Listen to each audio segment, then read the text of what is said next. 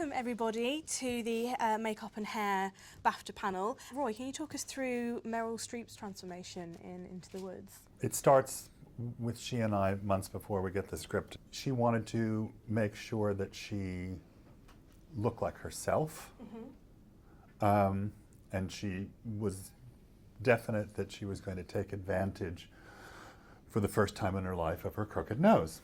And then she just said, let's do a forehead piece and a chin and the long hands. Anyway, the cast would see at the end of the day who could collect the most nails, because they were flying all over the set, in the woods, in the thing, on the cow, in everybody's dresses, and then they'd tally up who won the day.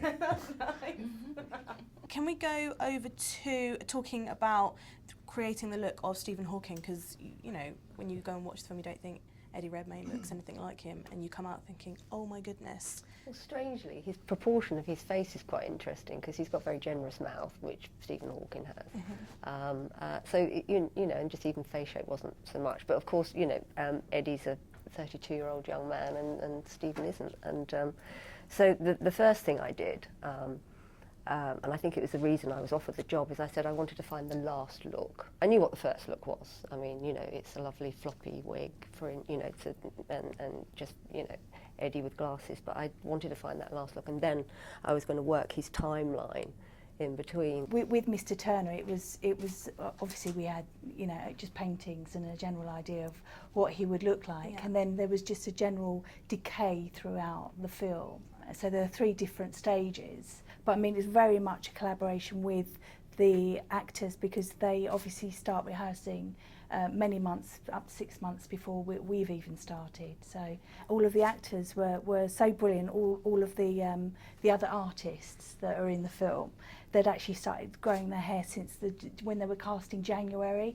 So by the time April came round, we had these fantastic beards to work with, and, you know, fantastic hair, and we didn't need to make any facial. They were all very much into their characters. And how does special visual effects, how has that affected your approach to makeup, if at all? I must admit, when I saw Golem for the first time in Lord of the Rings, I thought, we're done. The dying craft. Yeah, I've just signed up for a career that's no longer going to be viable. But the best way to solve this is actually a collaboration. Collaboration, absolutely. And when you've got And because they can do so much more easier now. Exactly, and I think there is that other basic thing about sometimes keep it simple. Yeah. Don't complicate your life when you're trying to do a makeup when you don't necessarily have to.